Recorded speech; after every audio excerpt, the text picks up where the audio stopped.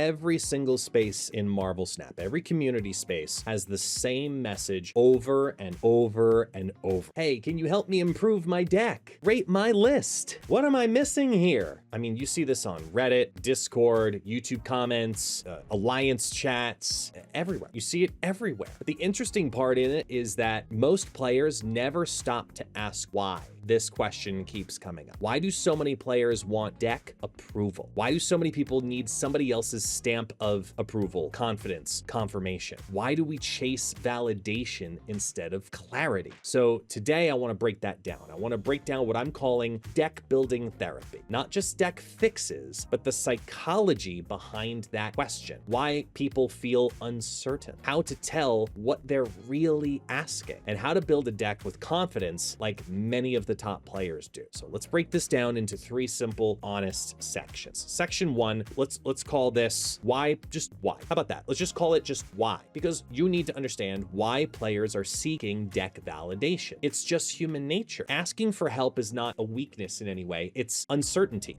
Marvel Snap is a very creative game, right? It's got a lot of fast moving metas and a lot of things changing and shifting and different cards constantly coming out, and deck building takes logic and then mixes it with gameplay and survival instinct. So when someone's actually asking to improve my deck, they're not asking for card swaps, really asking a much deeper question, which is, am I doing this right? That's deck anxiety, the sense that someone else knows the secret answer that you're missing, the belief that your list might be wrong, even when it feels absolutely right. This is the same exact reason why people copy meta decks, not because they're unoriginal or lazy, but because they just want reassurance. They want to know that a deck feels safe. They want to remove the fear of losing cubes because they built something wrong. Marvel Snap is an incredibly fast-moving game. New patches flip the meta every week at this point. Archetypes come and go. It's just normal to feel absolutely lost. So when players seek validation, it's not laziness. It's that desire for certainty.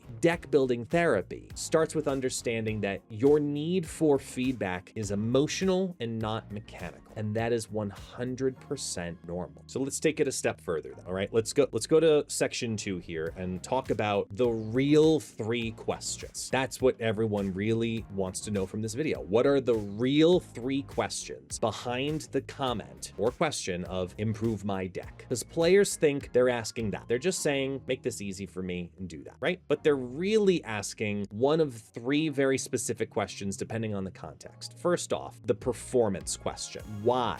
Why am I losing cubes? This is the player who wants numerical, statistical corrections. They want to know the interaction failures that they're missing and what card is dragging that down in particular. There's those people. Then there's the identity question. Does this work for me? Does this fit my play style? However you wish to word that question and see it, you've probably heard it, because that player is not necessarily failing mechanically. They're more so failing themselves accidentally emotional because they want a deck that clicks with them. They want to have a deck that plays at the pace that they do, which is what leads to the 3rd version of the question, which is the emotional question. I love this deck, but it just doesn't win. Should I just drop it? Should I just give it up? And that variation one in particular is a player who's looking for permission, someone that's understanding the good with the bad, which means they actually understand the deck, but they want permission to play that deck because the meta might say otherwise, or a creator might say otherwise. They're just wanting someone to tell them that their fun choice isn't the wrong choice. And each version of this question really needs a different answer. That's why vague requests like,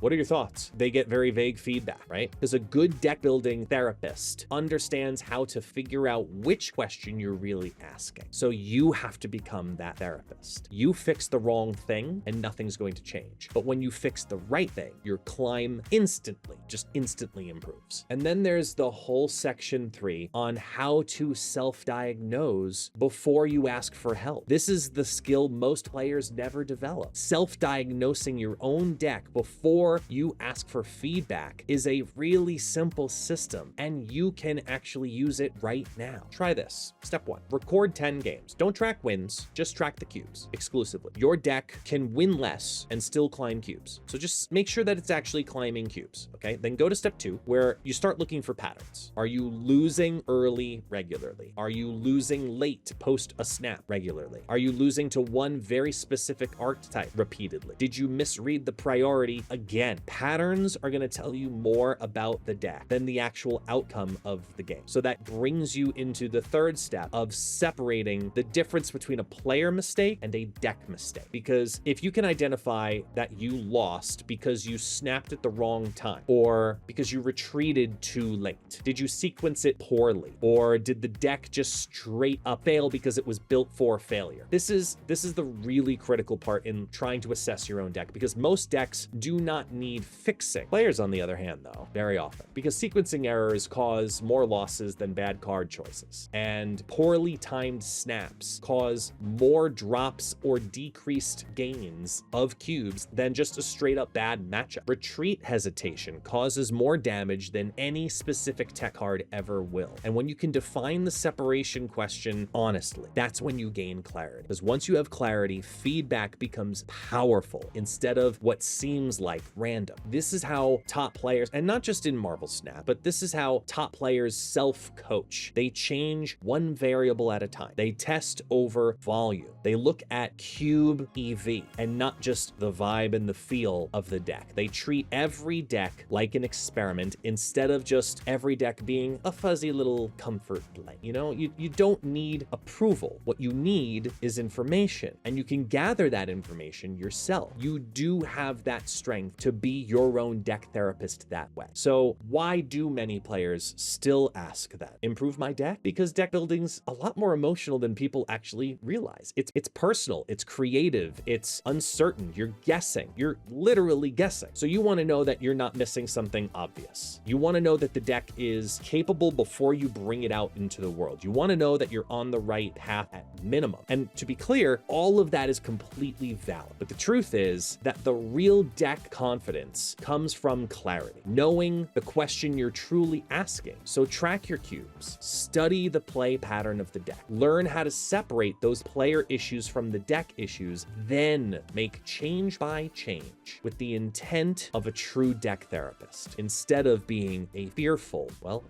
patient. Because once you do that, you'll no longer fix decks. You're going to build decks because you're going to understand them. And that will also help players all around you to do the same. So hopefully just looking at deck building after this video gives you a little bit more creative inspiration on how to take an extra second and breathe. So let me know down in the comments where you struggle. What's the identification point for you that you know you need to work on when building a deck? I'm curious. And as always, see you next time.